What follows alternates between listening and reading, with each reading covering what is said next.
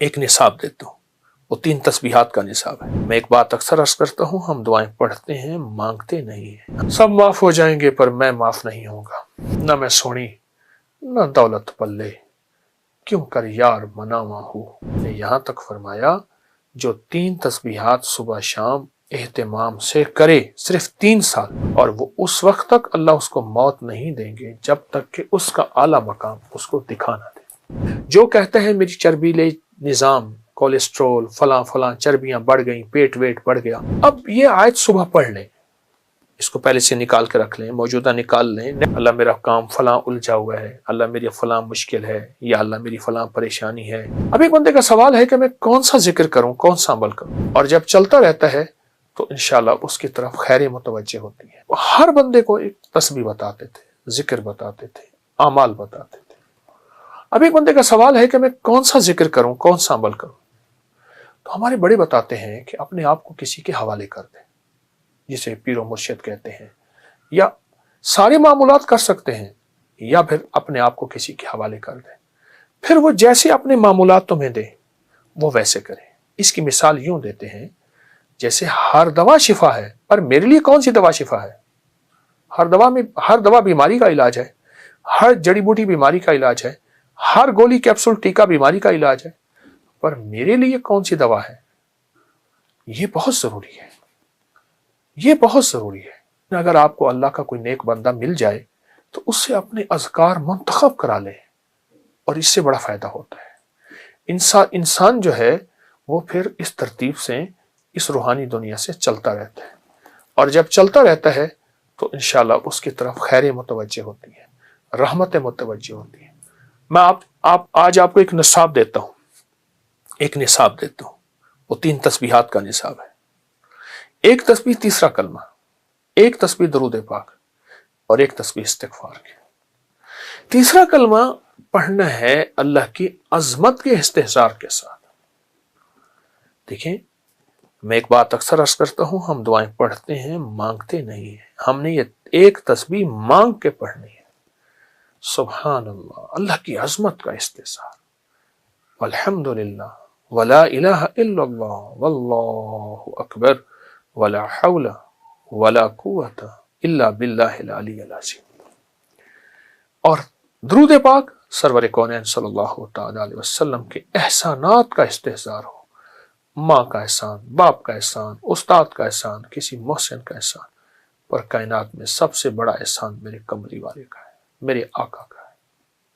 اور استغفار پڑھتے ہوئے یہ تصور ہو، یا اللہ ساری کائنات ایک طرف، میں دنیا کا سب سے بڑا مجرم ہوں، میں دنیا کا سب سے بڑا گناہ گار ہوں، اے سخی آقا سب معاف ہو جائیں گے پر میں معاف نہیں ہوں گا، نہ میں سونی نہ دولت پلے، کیوں کر یار مناواں ہوں، اے دکھ سانو ہر دم راسی، روندی ہی مر جاواں ہوں۔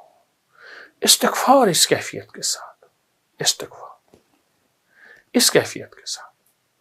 ایک درویش نے یہاں تک فرمایا جو 3 تسبیحات صبح شام اہتمام سے کرے، صرف 3 سال، 3 تسبیحات صبح شام 3 سال اہتمام سے کرے، توجہ سے کرے، دھیان سے کرے، اللہ پاک مرنے سے پہلے اسے جنت میں اس کا محل اور اعلیٰ مقام دکھائیں گے، اور وہ اس وقت تک اللہ اس کو موت نہیں دیں گے جب تک کہ اس کا اعلیٰ مقام اس کو دکھا نہ دے۔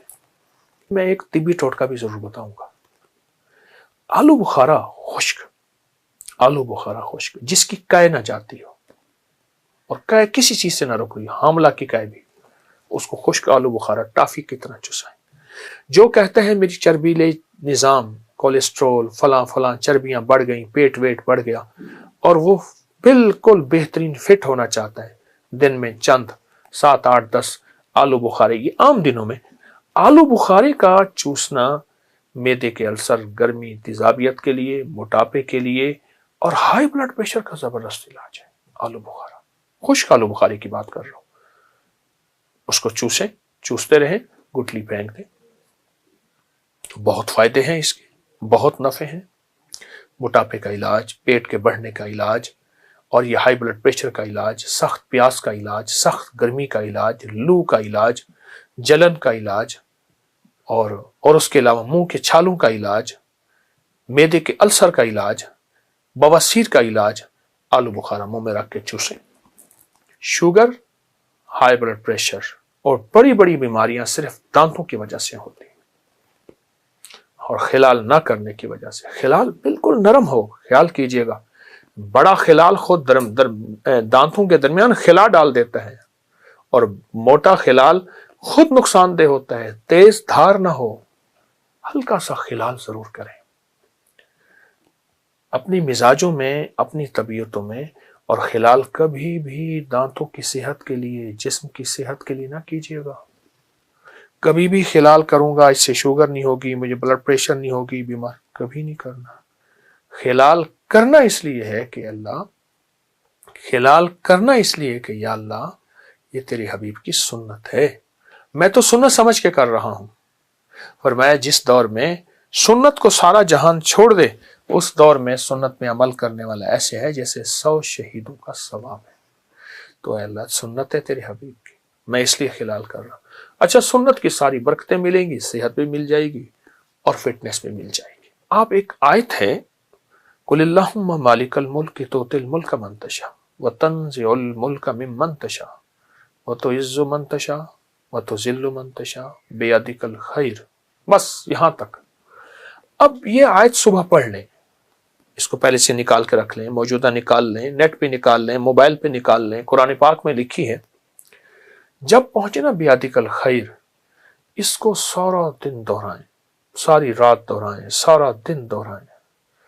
اے اللہ ساری خیریں تیرے ہاتھ میں ہیں، اللہ تو میرے ساتھ خیر کا معاملہ کر دے، اللہ میرا کام فلاں الجھا ہوا ہے، اللہ میری فلاں مشکل ہے، یا اللہ میری فلاں پریشانی ہے، یا اللہ میری فلاں ناکامی ہے، اے اللہ میرا یہ مسئلہ ہے، اللہ میری یہ الجھن ہے، بیدک الخیر، بیدک